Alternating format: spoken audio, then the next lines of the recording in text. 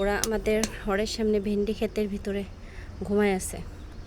দেখেন দুজনেই ঘুমায় আছে, প্রতিদিনই ঘুমায় থাকে। ওর কাজ হচ্ছে আমাদের এখানে ঘুমায় থাকা, কারণ ভেন্ডির পাতায় প্রচণ্ড ছায়া, শীতল ছায়ায় ওদের সুন্দর একটা ঘুম হয়ে যাচ্ছে।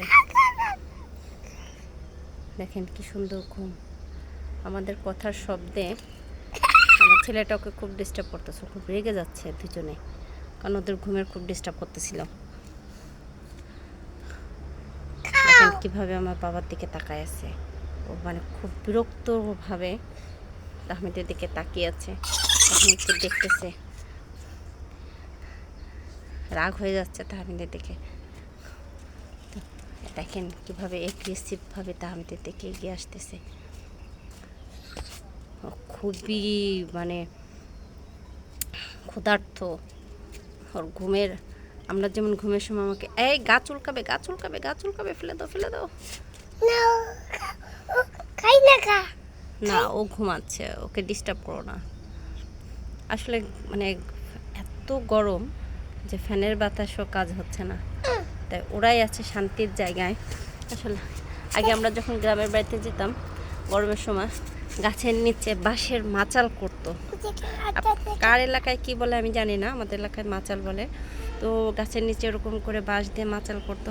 আমরা যে গাছের নিচে মাচালে বসে থাকতাম, শুয়ে থাকতাম, এবং দেখতাম যে চাচারা, গ্রামের চাচারা, দাদারা সবাই মিলে গাছের নিচে গামছা বিছিয়ে, কাঁথা বিছিয়ে, চাদর বিছিয়ে সবাই ঘুমাইতো, এ করতো। আমার ছেলেটা ওদেরকে এতটাই ডিস্টার্ব করছে যে ওরা দুজনে খুব রেগে গেছে, এবং রেগে যাওয়ার কারণে ওরা দুজনে উঠে গেছে। মানে ওরা যেখানে ঘুমাচ্ছিল সেই জায়গাটা ওরা চেঞ্জ করলো, এক জায়গা থেকে ওরা দুজন অন্য জায়গায় চলে গেছে। দেখেন এখন দুজনে মুখোমুখি বসে আছে। তো ওর বসার স্টাইলটা হচ্ছে একদম জমিদারি। আর দেখছেন বিড়ালের কালারটা কি, সাদার ভিতরে একদম অরেঞ্জ, সেই রকম। আর বিড়ালটা যেরকম বড় সেরকম মোটা সোটা, নাদুস নদুস। এরা কিন্তু আমাদের পোষা বিড়াল না, এরা আমাদের চারপাশ থেকে ঘোরে, আমাদের এখানে আসে।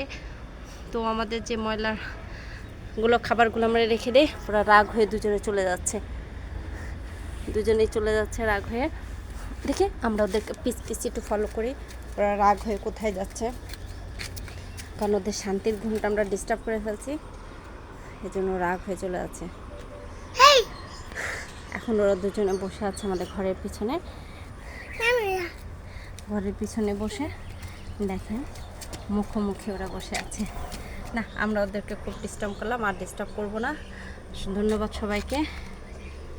ভিডিওটা ভালো লাগলে অবশ্যই লাইক, কমেন্টস এবং শেয়ার করবেন, এবং সাবস্ক্রাইব করতে ভুলবেন না, কারণ আপনারা সাবস্ক্রাইব করলে আরও নতুন নতুন ভিডিও বানানোর অনুপ্রেরণা পাই। ধন্যবাদ।